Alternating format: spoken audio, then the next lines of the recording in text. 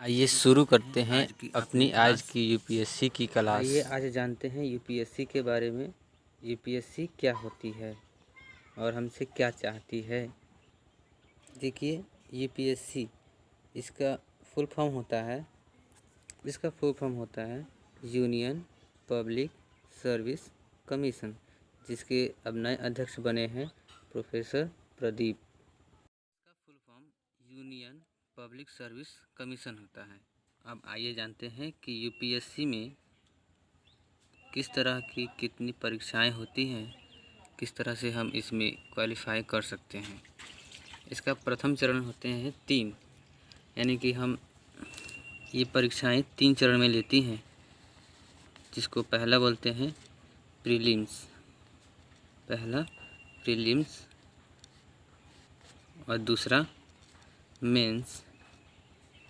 इसको मुख्य परीक्षा भी कहा जाता है, मुख्य परीक्षा। और तीसरा होता है इंटरव्यू, यानी कि इसको हिंदी में कहते हैं साक्षात्कार। अब देखिए, इसको प्रीलिम्स में आपके 2 पेपर होते हैं। प्रीलिम्स में 2 पेपर, जीएस पेपर और सीसेट पेपर। जीएस पेपर कितने नंबर का होता है? जीएस पेपर कुल 200 नंबर का होता है और सीसेट पेपर ये भी कुल 200 नंबर का होता है। अब मेंस की परीक्षा की बात करते हैं, तो मेंस के तीन चरण में परीक्षा होती है। मेंस में 3 चरण में परीक्षाएं होती हैं। पहला कौन सा है? पहला है क्वालिफाइंग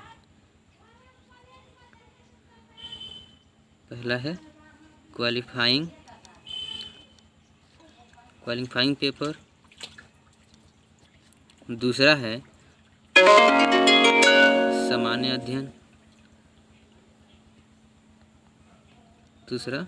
अध्ययन और तीसरा है वैकल्पिक विषय, जिसको इंग्लिश में ऑप्शनल सब्जेक्ट कहा जाता है। वैकल्पिक विषय।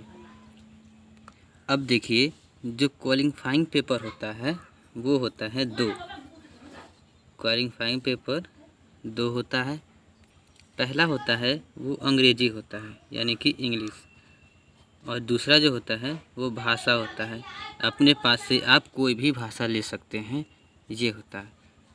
ये कुल 300 नंबर का होता है और ये भी कुल 300 नंबर का होता है।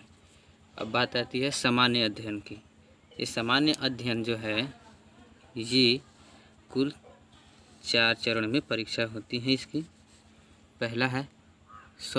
5 चरण में होती हैं इसकी परीक्षाएं। पहला होता है निबंध, यानी कि एस्से। दूसरा होता है जीएस फर्स्ट।